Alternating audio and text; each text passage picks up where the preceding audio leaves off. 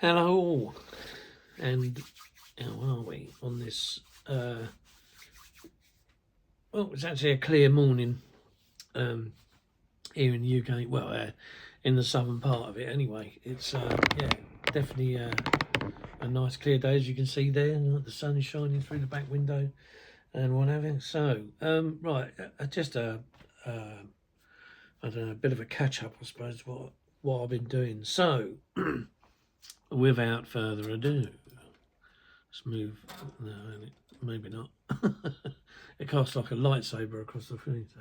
Anyway, the Sea King. So I've got her this far. There is another video to do on her. So yeah, she'll be because I think this is the side that I've weathered, and this is the side that you saw me do, but I haven't finished. So I've got to put the decals on. And then I'll finish it off, and then obviously the windscreen. The rotor's done, it's over there now. The rotors, dear. I won't go into it. I'll put it in the video because otherwise it's because this is not about this. This is just showing you a light. So there she is, the beautiful Sea King. God, I love them really, ain't you? I have got another one, but it's in the shop where I work because I work in Modern Works in New Haven. So great stuff. Enjoyed it. My first day was last weekend. I did the Saturday. Yeah, blind. Thanks, Mark. He was there. The governor was there. Yeah, it was great stuff. So that's Model Works in New Haven, and if you want to go down here, I'm sure we'll be able to sort you out with a few things. Best shop around so far because the competition in shops, as it is for model shops, is radio control.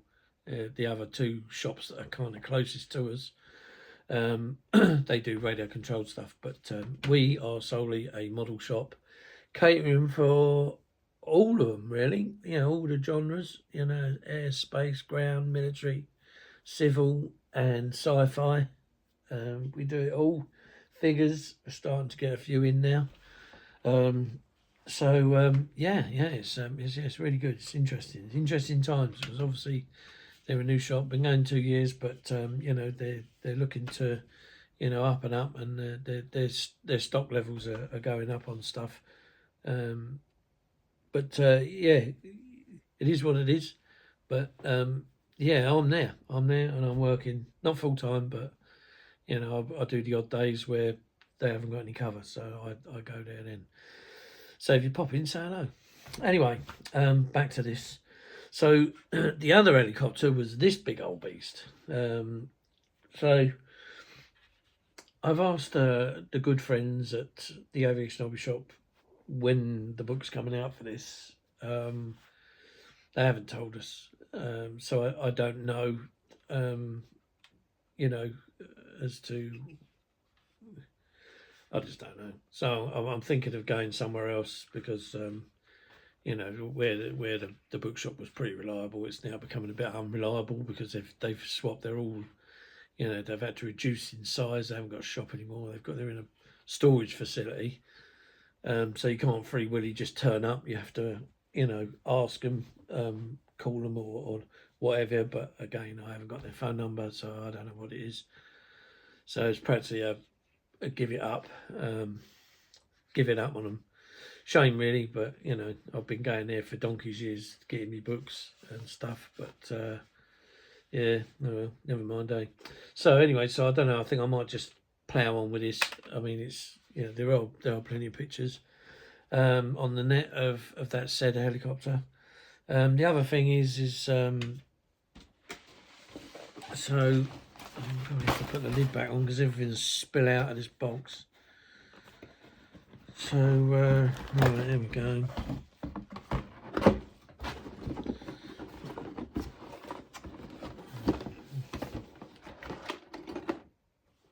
So this is it, Harrier R8. That's another build, but I'm doing it for a guy who used to work with said Harriers. So this is his. This is as far as I've got with it.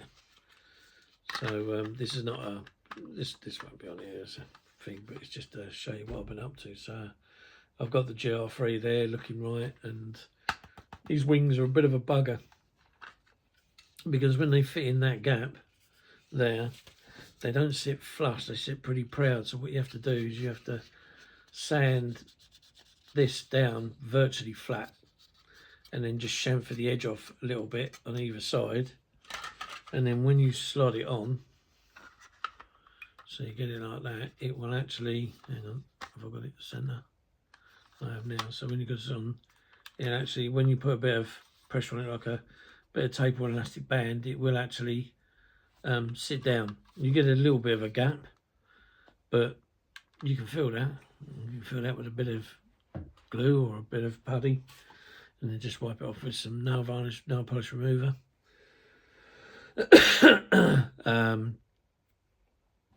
What else I've been doing? So I've been secretly doing this as well. It's not new, it's just a new set of decals, Growler by Meng. Very nice indeed. Quite like doing that. That's cool. Other than that, at the moment, I've not really done a great deal. That's about it. The next project from Revell apparently is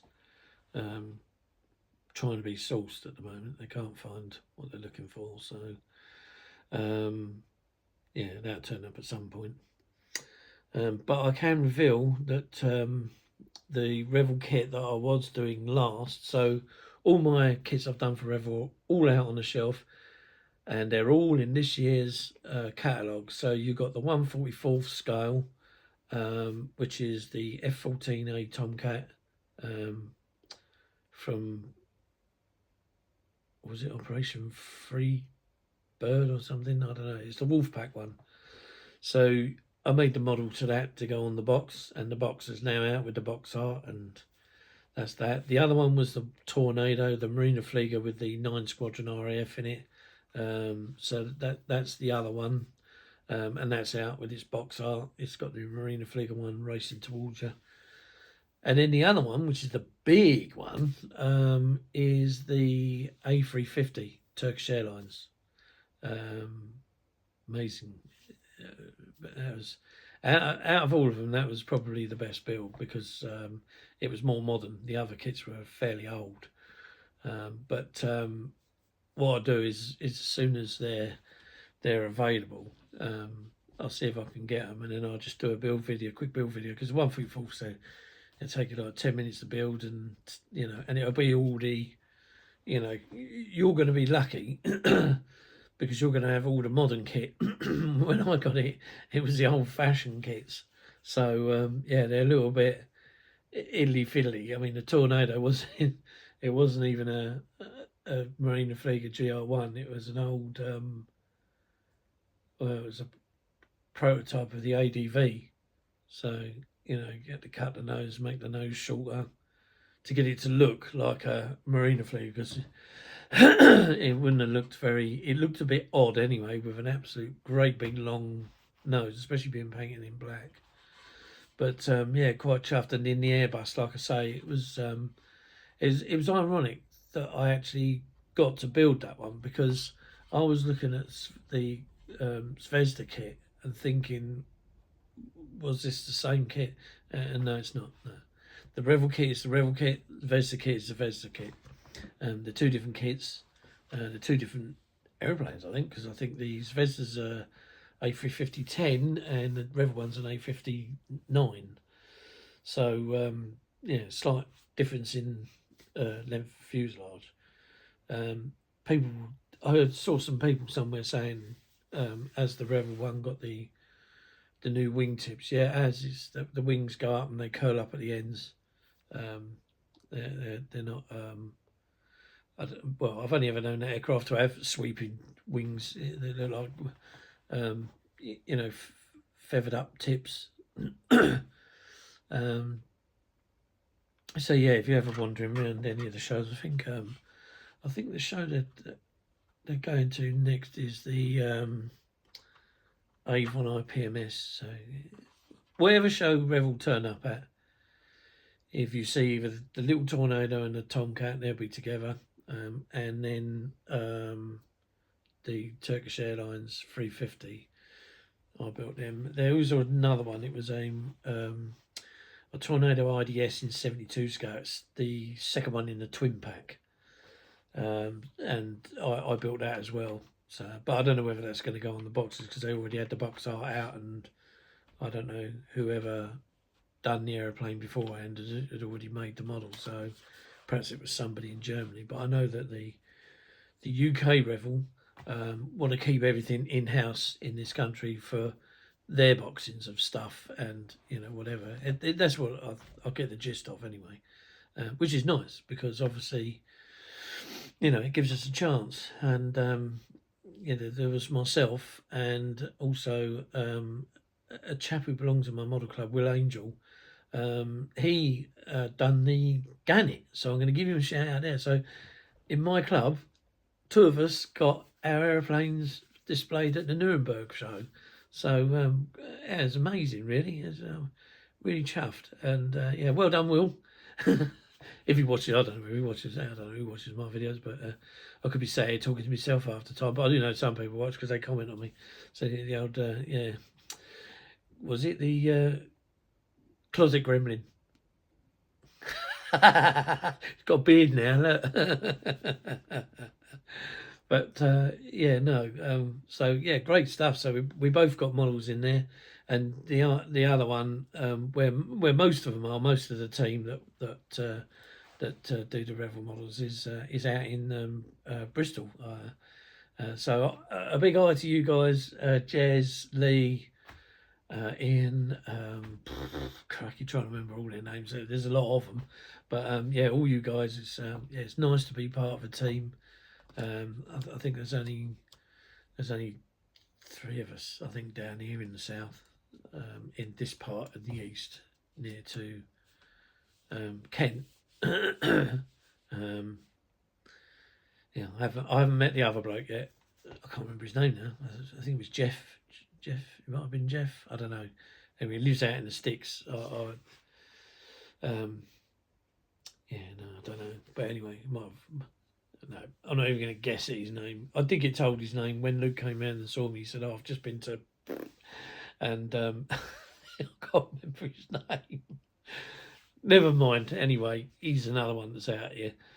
So yeah. So anyway, so that's where we are. So I've got 2 helicopters, a Harrier and a Growler. Now I also, and I don't know where they've gone.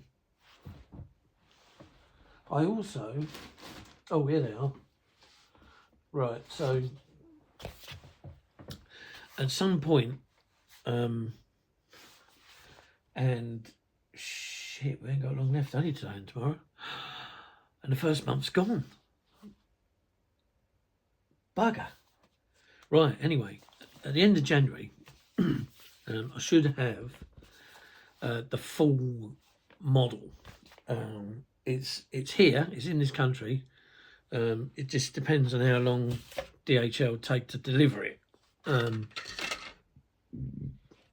When I used to work for my first job at Heathrow, just to get me through the door, I was working in the air freight section, and I used to drive pull cars with the boss and all that for DHL, and yeah, that was kind of like a first job until my mate took me on, and then I went couriering for a year. But yeah, it was kind of like interesting to get inside the airport, and then after that, I just made my mind up I was going to do HGV, and then I got into aircraft landing gear, did a bit of engineering, with them until I got made redundant, and then went into tankering and fueling aircraft, and been doing it for years and years and years, and that made me redundant quite a few times, 4 times in total. I've been made redundant, so yeah. But now I work in Motorworks, so there we go. Anyway, I've gone off the bloody subject. Autism for you, yeah. Anyway, if a normal person could sit inside my head for a day, you'd sleep for over a week. So, getting back to it, instead of talking shit. Right, so what it is, is this is a set of decals as such. So let me just show you. You'll guess straight away what it is. As soon as I show you this patch of decals. So these are like all the interior decals with some lights and blah de blah. So as you can see, this is quite a big car because this is my finger width, and that's just one light. Obviously the seat harness. I could nick those transfers there, which go on there and there, I suppose, and then I have got some material to make a proper cloth belt for that. And then you got the steering wheel. I don't know what these are, and these are obviously vents. There's the dashboard and all the rest of it, blah de blah going on. So basically, it's an Audi R8 GT3 RS. No, it's not. It's an Audi R8 GT3. It's on there, look, you div arse. Audi R8 LMS Evo 12. Anyway, that's the car. Here's the Perspex windscreen and stuff. So let's go that way, it's easier. So that covers all the lights, windscreen, and the back window and the side window. So that's that. And then to top it all, there's two large sheets of decals. So the first sheet is, I'm going to have to do my best with this. So the first sheet, I'll go that way. And as you can see, it's a red ball car. And that gives you all the tyre decals, the bonnet decals and what have you. And then the rest of the car is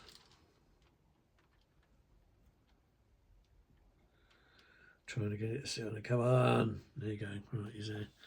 And then the rest is those there.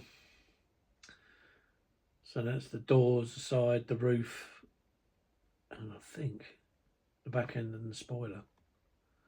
So it should, you know, I mean, these decals, I presume they're separate decals, they're not all one sheet, but I don't know. They look like they're separate. They're very tight if they are. I mean, the guy that's done them is, I mean, this is, yeah, it looks like they are. It looks like they're just separate decals. But I don't know. That could be one whole sheet of decals, that. So I'll have to go careful. I'll email him first, I think. I think I'll email Michael and just say to him, is that one big sheet of decals, or are they all separate? I presume it's probably one big sheet because these are aftermarket. They're probably home done. But anyway, they came from Germany. The cars come from Germany. So it's a 1/12 car. And yeah, the guy who's done the decals is a guy called Michael Sitter. And his company is Scale Graphics, spelled GRAFIXX. So if you want to look him up, I don't know if he's got a website. I think he has, but anyway, he runs an email, but I haven't got his email address here. But yeah, I mean, looking at them, they're pretty, you know, shit hot decals, really. So I've got that coming. The other thing I've got to do as well, which is another, well, it's an even bigger build. It's a quarter scale Rossi motorbike. So I've been tinkering around with it, and I think it's over there in the other room. I've managed to get the fairings, but my last package is due to be delivered today. So I'm hoping that I've got all the missing parts in that package as well, because if I haven't, then I've got to get onto them a bit lively. But the reason I haven't started showing any of that on my videos at the moment is because of the fact that the fairing, so I've got the fairing front bits and the tank cover's done, but it's the bottom part fairing and the entire seat hump. I've only got one piece of the seat hump. The rest of it should be coming today. The rest of the underneath should be coming today. And yeah, hopefully, and then maybe about sort of March, come April, I'll start to put that thing together. But I've had a look at the engine and I've stuck the engine together, and my God, it weighs a ton, absolute ton. That thing does. It's all metal and plastic, but there's a lot of it where there's no, so you're missing like plugs and leads. So hence the reason that I started saving a little bag of elastic. So this is kind of the stuff. So where your misses, even blokes, sometimes I've seen them on bloke stuff, but mainly misses, you get the label and it's got a elasticated bit on it, and it's excellent for braided hose and stuff. Because what it is it's actually braid around a piece of elastic rubber, so it's very floppy, but the rubber band in the middle supports the braided out coating, so it works well. But if you wanted to use the rubber on the inside, then we do just strip off the braided coat and we'll pull it out the middle and then just snip off what you want and then just cut the braid and bin it or whatever, really. Or sometimes you can stick, like if you really wanted a stiff tubing, then you could run a piece of plastic rod through the middle, and then you'll have like a solid, solid pipe. But yeah, no, all those kind of little things I tend to like, just put it in a bag. It's outside, out of mind, but it's there when you want it, and just put it in your drawer or in your casing or whatever. And it works even down to like with the Sea-King. So you can't see that one there because it's on the other side. But on this one, there's like a little wire there. So that's like the braided, like when you rip open a phone wire and there's these braided wires in there. Well, that's that. You just super glue it on, dot, dot. And then all I did then was you get this, Mr. Surfacer, and use it neat, don't thin it down, and just paint it over the top, and it just looks like a normal wire. I did try nickel elastic. I looked at that, but it seemed to be a bit out of scale. It was too thick. Although it's a nice, even curve and in as the plug set, but it was looking a bit too large. So you have to jiggle things around sometimes. I mean, like when you get to helicopter like this, it's 1/35 scale. So with this particular one, there's not a lot in the ways of wiring showing. So the Americans pretty much got everything covered on that side of things. But sometimes they do, sometimes they don't. And it's not just helicopters; it could be anything, any aircraft you like, anyone you like. I mean, even down to the 72 airliners. And you're getting like brake lines. So if it didn't have a brake line, you could actually use that stuff to run down and run a leg. That I would use nickel elastic because it's having worked with them for donkey's years, been around them and military jets. It's you get used to the feel of things. I was saying to someone the other day at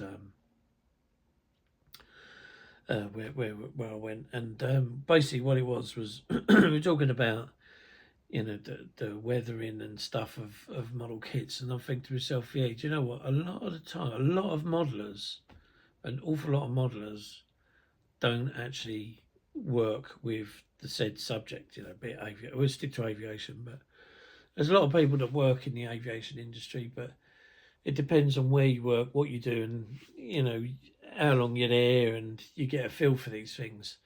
But when you're up close, you can see that, like, so for instance, on a Tornado, where you got the panels where they open for the guns and stuff, and the avionics equipment, you can see that there's not only just dirty handprints on there, and scuff and smear marks, but the grey turns to, it's not quite, but there's nothing really jet black about the weathering on it. It's not always black. There's sometimes some browns there.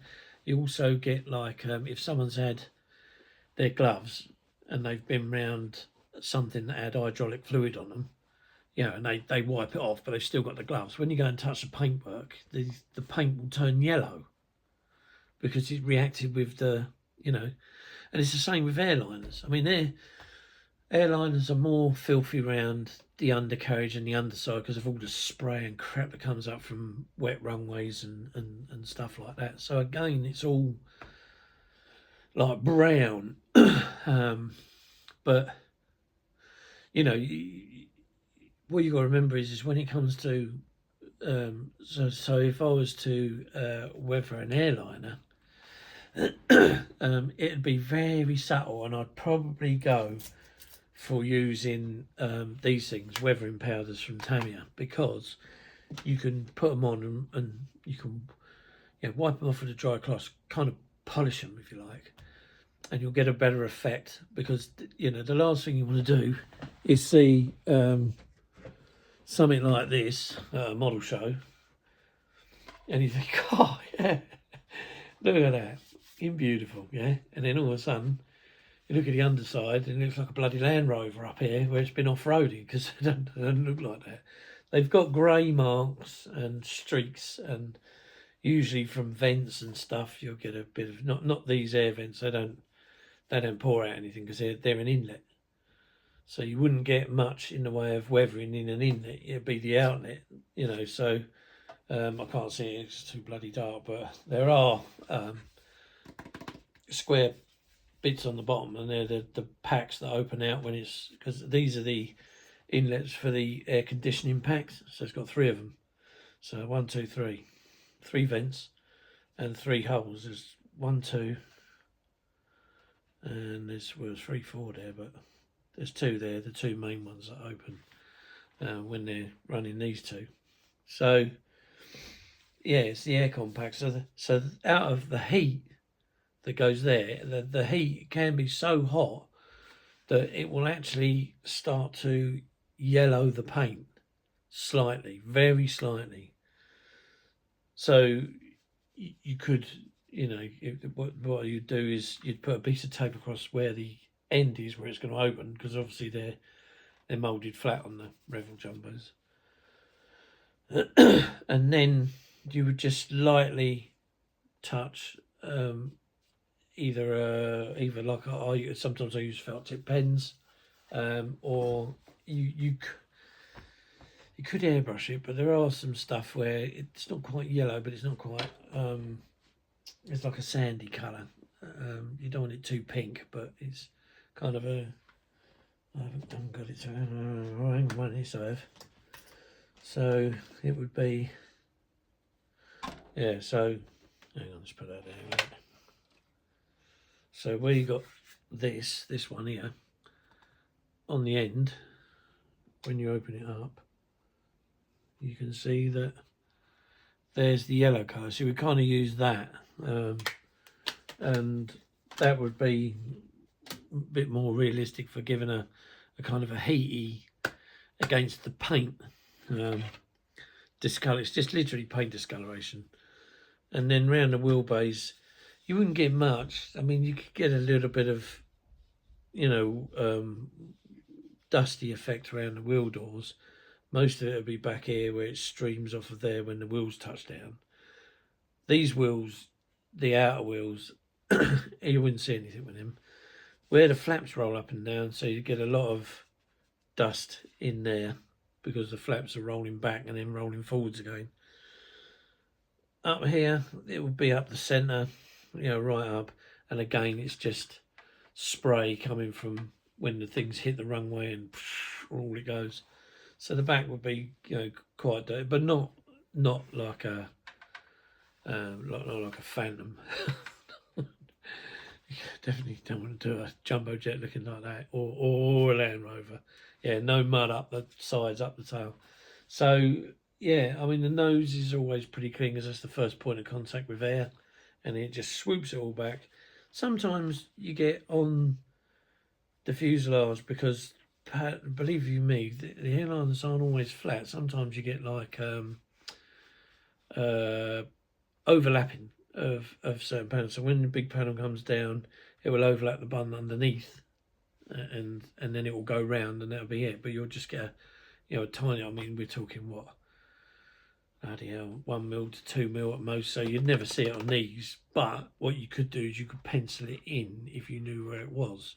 And again, these things are huge, and they do get dirty. And they all weather different. Nothing's the same. So if anyone said to you, "Oh, that's wrong," but you don't take too much notice. Don't even bother wasting your time arguing with them. Just say, "Yeah, okay, I'll mend it," because they don't all weather the same. Everything weathers different. You look at all the, the Volkswagen Golfs that are out on the road, and they don't all look the bloody same when it comes to weathering. I just realised bloody weight over time has fallen down the bloody back. That's it. Bloody. I just put him on the box there. I thought, hang on a minute, it's not tail, seriously. Oh mate, there you go, sucking his nose now. Bloody thing. Try and I've got the cat looking at me from up there. There he comes. Oh no, it's a her. What's that? Bloody things. Little sneaky beaky. She looked at me through the banisters up there and then come down the stairs. But anyway,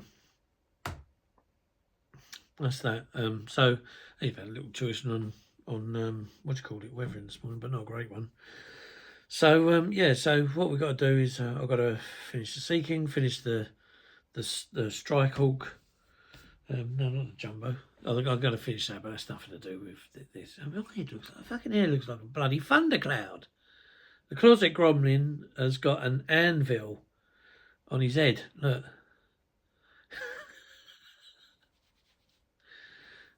That's better. Look, I've upset it now. Yeah, oh dear. No, I look like that. Oh, one of them two brothers, isn't it? Oh, can't have that.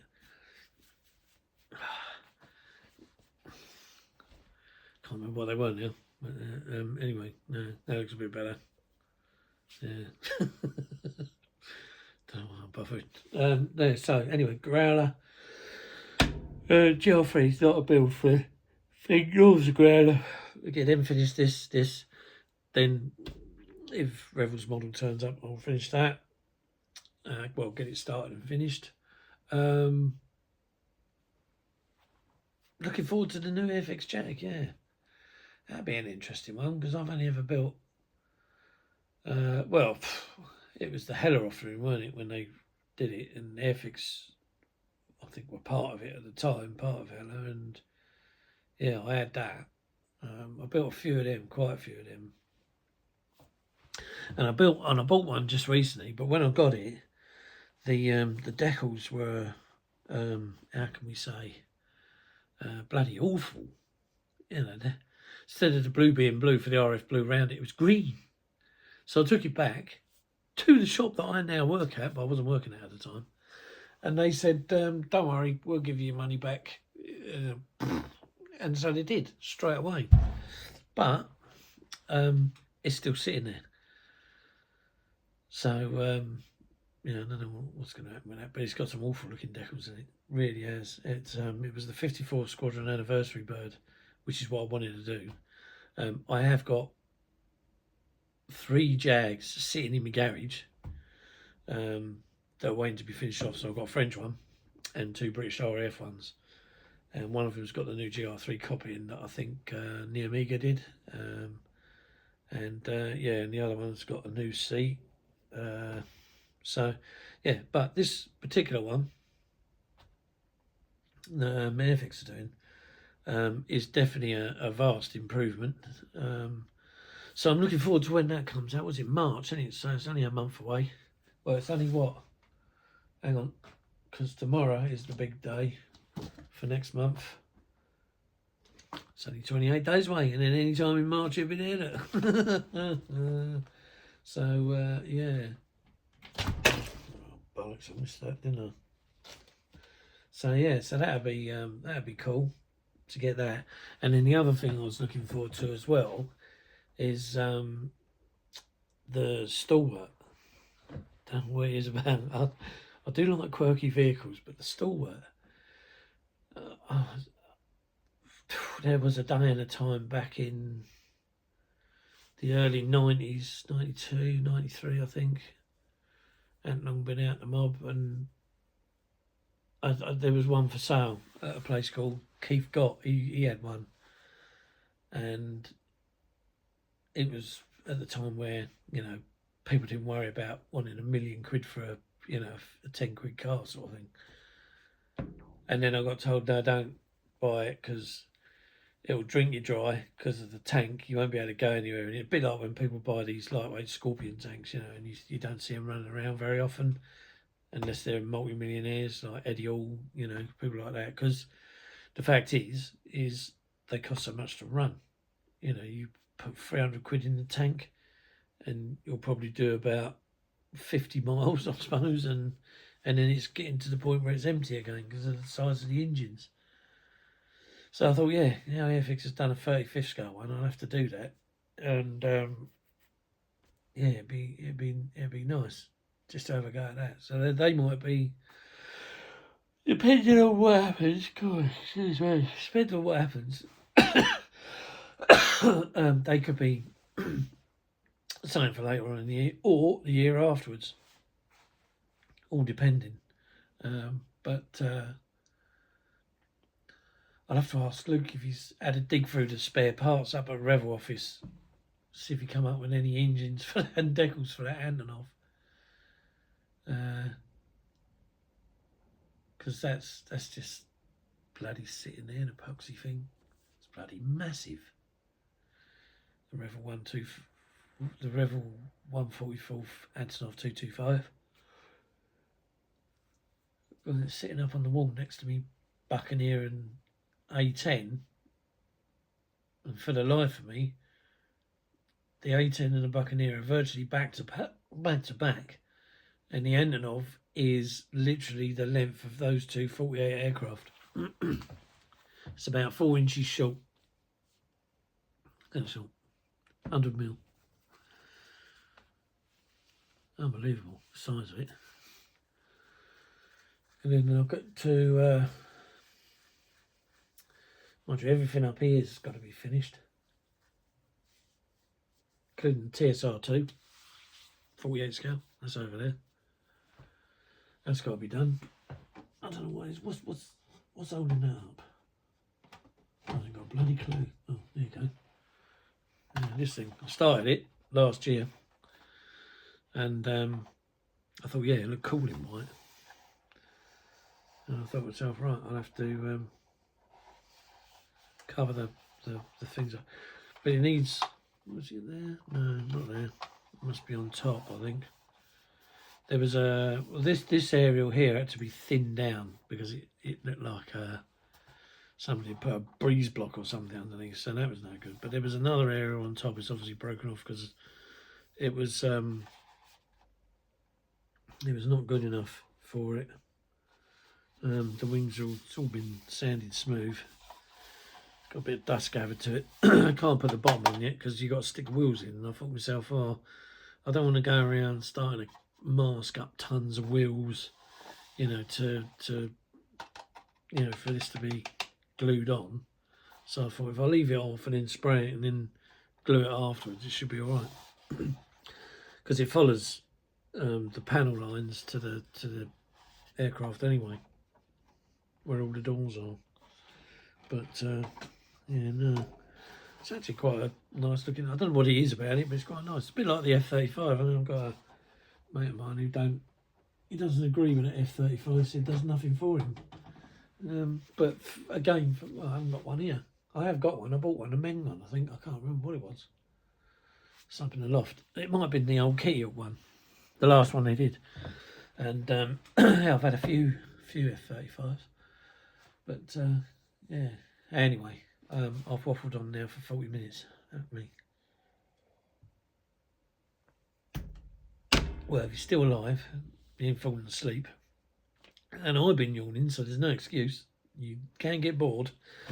Anyway, if you've reached this part, like and subscribe, give us a thumbs up, have a chat, whatever takes your fancy. And I'll see you in the next one.